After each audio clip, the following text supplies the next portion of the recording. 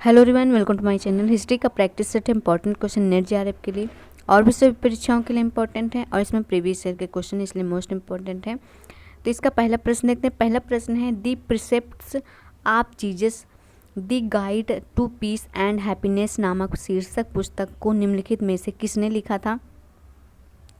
तो ये लिखा था राजा राम मोहन राय ने। Right answer option number A हो जाएगा। दी प्रिसेप्ट्स आप जीसस ये कब लिखी गई थी? तो 1820 में लिखी गई थी,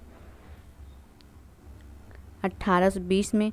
और the guide to peace and happiness ये 1821 में लिखी गई थी, 1821 में।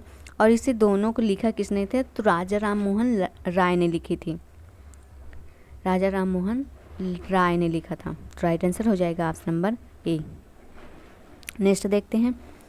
अस्पृश्यता के विरुद्ध पहली बार आवाज़ उठाने वाले राष्ट्रीय नेता कौन थे? तो अस्पृश्यता के विरुद्ध आवाज़ उठाने वाले पहले राष्ट्रीय नेता कौन थे? तो ये थे Jyotiba Phule. Right answer D हो जाएगा।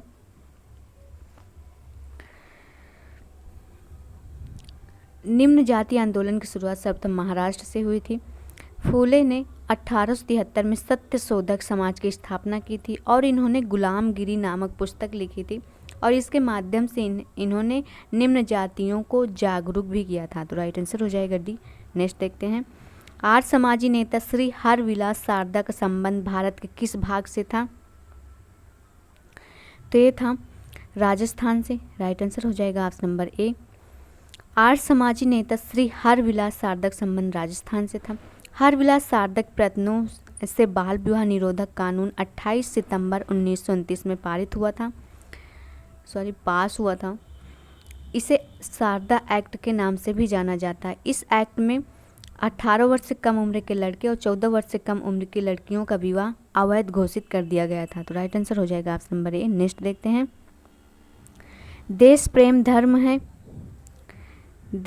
धर्म है तथा धर्म है भारत के प्रति प्रेम। निम्नलिखित में से यह कथन किसका है? तो ये कथन है बंकिम चंद्र चटर्जी का। राइट आंसर हो जाएगा option number A. Bankim Chandra Chatterjee का है।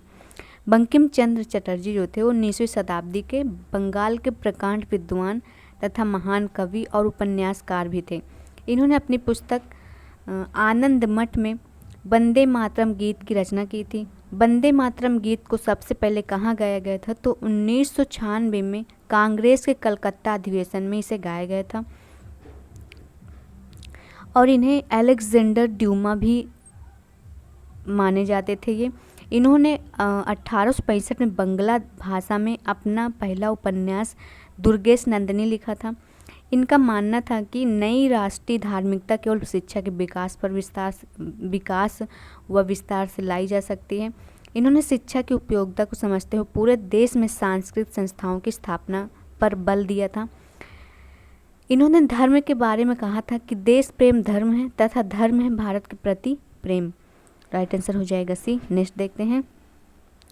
निम्नलिखित में से कौन सी पुस्तक भारत में 1857 के विद्रोह का सरकारी इतिहास है? तो ये है 1857। राइट आंसर डी हो जाएगा।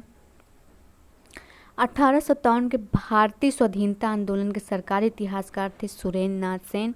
इनकी पुस्तक 1857 थी। इसका प्रकाशन 1957 में हुआ था। तो कब हुआ था इसका प्रकाशन? इसका प्रकाशन हुआ था 1957 में।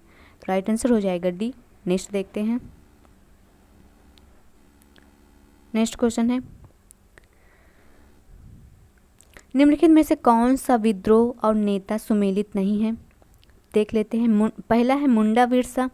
तो ये तो सही सुमेलित है।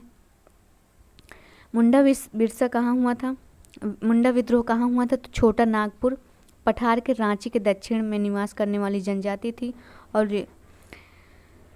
1895 में यह आंदोलन शुरू हुआ था। तो राइट आंसर ये तो सही हो गया। दूसरा देखते हैं बी नंबर का संथाल कान्हू भी सही है। संथाल विद्रोह हुआ था भागलपुर से राजमहल तक। ये भागलपुर में हुआ था। सिद्धू और कान्हू के नेतृत्व में 1855 में हुआ था। और सी है आहोम गोमधर कुंवर। तो ये हुआ था असम में निवास करने वाले अभिजात वर्ग थे ये, और 1828 में ये विद्रोह शुरू हुआ था। किसके नेतृत्व में? गोमधर कुंवर के नेतृत्व में विद्रोह हुआ था। मुंडा वीरसा जो हुआ था वो 1895 में हुआ था, 1895 में हुआ था। और संथाल जो था, संथाल विद्रोह 1855 में हुआ था, ये हुआ था 1855 में। और आहोम विद्रोह 1828 में हुआ था, 1828 में हुआ था। और नायक विद्रोह हुआ था बंगाल के मोदनीपुर में शुरू हुआ था। इसे नायक जाति ने शुरू किया था। इसका नेतृत्वकर्ता जो थे वो अचल सिंह थे, ना कि ताना भगत से थे। तो इसका जो राइट आंसर हो जाएगा ऑप्शन नंबर डी हो जाएगा, नायक ताना भगत। नेक्स्ट देखते हैं, अंग्रेजी माध्यम से शिक्षा लागू होने से पूरे भारत में मदद मिली। तो ये मदद मिली थी अखिल भारतीय राष्ट्रीयता के विकास एवं प्रोत्साहन देने में। राइट आंसर सी हो जाएगा। नेक्स्ट देखते हैं, राजा राम मोहन राय द्वारा प्रकाशित पत्र का नाम क्या था? इनके द्वारा प्रकाशित पत्र का नाम था संवाद कौमुदी। राइट आंसर डी हो जाएगा। राजा राम मोहन राय को पत्रकारिता का अग्रदूत माना जाता था। इन्होंने 1821 में बंगाली भाषा में लिखा था इसे संवाद कौमुदी में ही इन्होंने सती प्रथा परंपरा का घोर विरोध किया था और आंदोलन भी चलाया था। राइट आंसर हो जाएगा डी। नेक्स्ट देखते हैं, निम्नलिखित में से कौन प्रसिद्ध प्राच्यविद नहीं था?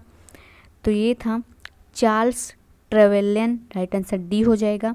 चार्ल्स ट्रेवेलियन जो थे वो ब्रिटिश अधिकारी था और यह प्रशासनिक कार्य करता था और 1850 से 60 तक कलकत्ता की कॉलोनियों में कार्य करता था ये, और प्राच्यविद शिक्षा से संबंधित नहीं था। बाकी ये सभी थे, एस.टी. कोलबर्ग थे, एच.एच. विल्सन थे और एडविन अर्नाट थे। तो बाकी ये सभी थे, लेकिन ये चार्ल्स ट्रेवेलियन नहीं था। राइट आंसर हो जाएगा ऑप्शन नंबर डी। नेक्स्ट देखते हैं, नेक्स्ट क्वेश्चन है, निम्नलिखित में से कौन अस्थायी बंदोबस्त के गुणों में नहीं था?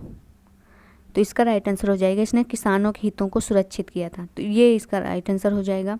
इसमें पूछा है नहीं था, तो ऑप्शन ए है, इसने सरकार के लिए वार्षिक नियमित भू राजस्व सुनिश्चित किया था। तो सही है। और बी है, सरकार अस्थायी बंदोबस्त को प्रवर्तित कर समय समय पर होने वाले बंदोबस्त से मुक्त कराई थी। तो ये भी सही है। और सी है, इसने कंपनी के लिए एक निष्ठावान जमींदार वर्ग का निर्माण भी किया था। तो ये भी सही। इसका जो राइट आंसर हो जाएगा ऑप्शन नंबर डी हो जाएगा, इसने किसानों के हितों में कोई सुरक्षित कार्य नहीं किया था। नेक्स्ट देखते हैं, किसने तर्क दिया कि औपनिवेशिक काल में भारतीय उद्योगों का विकेंद्रीकरण नहीं हुआ था? तो ये दिया था मारिस डी मारिस ने। राइट आंसर हो जाएगा ऑप्शन नंबर सी। मारिस डी मारिस ने अपनी पुस्तक में तर्क दिया था कि औपनिवेशिक काल में भारतीय उद्योगों का विकेंद्रीकरण नहीं हुआ था। नेक्स्ट देखते हैं, अंग्रेजों के आने से पहले भारत की अर्थव्यवस्था कैसी थी? तो स्वनिर्भर थी। राइट आंसर हो जाएगा ऑप्शन नंबर ए। अंग्रेजों के आने के पूर्व भारतीय अर्थव्यवस्था जो थी वो ग्राम आधारित अर्थव्यवस्था थी। गांव में आत्मनिर्भरता तथा आत्मशासी समुदाय रहता था। नमक और लोहे के अतिरिक्त इन्हें बाह्य संसार से कोई लेना देना नहीं था। इसका राइट आंसर हो जाएगा ऑप्शन नंबर ए। नेक्स्ट देखते हैं, नेक्स्ट क्वेश्चन है, कुशल आकर्मण्यता की नीति का संबंध था किससे संबंधित था? तो जॉन लॉरेंस से संबंधित था। राइट आंसर हो जाएगा ऑप्शन नंबर सी। कुशल आकर्मण्यता की नीति का संबंध ब्रिटिश सरकार द्वारा अपनाई गई अफगानिस्तान से है। इस नीति का पालन जॉन लॉरेंस के समय से लेकर लॉर्ड नॉर्थब्रुक के समय तक किया गया था। वास्तव में यह अफगान युद्ध में अंग्रेजों की जो हानि हुई थी और अफगानों की जिस स्वतंत्र भावना का परिचय उन्हें मिला था, उसी की प्रतिक्रिया स्वरूप कुशल आकर्मण्यता की नीति का आरंभ हुआ था। इस नीति की उत्पत्ति का आधार लॉर्ड कैनिंग के पत्रों में मिलता है, लेकिन इसका नाम मुख्यतः जो पड़ता है वो लॉर्ड लॉरेंस से जुड़ा है। तो राइट आंसर हो जाएगा ऑप्शन नंबर सी। नेक्स्ट देखते हैं, नेक्स्ट है, बंगाल में मुक्त व्यापार का फरमान अंग्रेजों को प्राप्त हुआ था। तो कब प्राप्त हुआ था? तो 1717 में प्राप्त हुआ था। राइट आंसर डी हो जाएगा। नेक्स्ट देखते हैं, किस व्यवस्था अथवा बंदोबस्त के अधीन भारतीय राज्य विदेश और रक्षा मामलों के अपने अधिकार खो बैठे थे? तो इसका राइट आंसर हो जाएगा सहायक संधि की प्रणाली द्वारा। राइट आंसर बी हो जाएगा। भारत में सहायक संधि की शुरुआत सर्वप्रथम डुप्ले ने भारतीय नरेशों को जंग के बदले अपने सैनिकों को किराए पर उपलब्ध कराने से किया था। बाद में क्लाइव तथा कॉर्नवालिस ने भी इस नीति को अपना लिया था और वेलेजली ने इसे सुनिश्चित एवं व्यापक स्वरूप प्रदान कर दिया था। सहायक संधि कंपनी और देशी राज्यों को सैनिक सहायता देने का वचन देती थी और उसके बदले में उसने निश्चित आर्थिक सहायता लेती थी। इस संधि को स्वीकारने वाले राज्य विदेश तथा रक्षा मामलों के अपने अधिकार खो बैठते थे। तो राइट आंसर बी हो जाएगा। नेक्स्ट देखते हैं, स्वतंत्रोत्तर भारत की तटस्थता की नीति को किसने अनैतिक निष्पक्षता की संज्ञा दी थी? तो ये दी थी जॉन फॉस्टर डलिस ने। राइट आंसर बी हो जाएगा। जॉन फॉस्टर डलिस अमेरिका के एक रिपब्लिकन राजनीतिक थे। इन्होंने स्वतंत्रता के बाद भारत की तटस्थता की नीति को अनैतिक निष्पक्षता कहा था। जॉन फॉस्टर का जन्म 1828 में हुआ था, वाशिंगटन डीसी में हुआ था। कब हुआ था? 1828 में हुआ था, वाशिंगटन डीसी में। नेक्स्ट देखते हैं, जनगणना के कार्य का आरंभ किसने किया था? तो ये किया था लॉर्ड मेयो ने। राइट आंसर ए हो जाएगा। सर्वप्रथम जनगणना 1872 में लॉर्ड मेयो के समय शुरू हुई थी और 1881 ईस्वी में रिपन के नियमित 10 की जनसंख्या जनगणना शुरू हुई थी। इसका राइट आंसर हो जाएगा ऑप्शन नंबर ए। नेक्स्ट देखते हैं, शेख बहाउद्दीन जकारिया संबंधित थे। तो किससे संबंधित थे? तो ये सुहरावर्दी सिलसिला से संबंधित थे। राइट आंसर हो जाएगा option number B. Sheikh Bahauddin Zakariya ने मुल्तान में अपना केंद्र बनाया था। राइट आंसर बी हो जाएगा।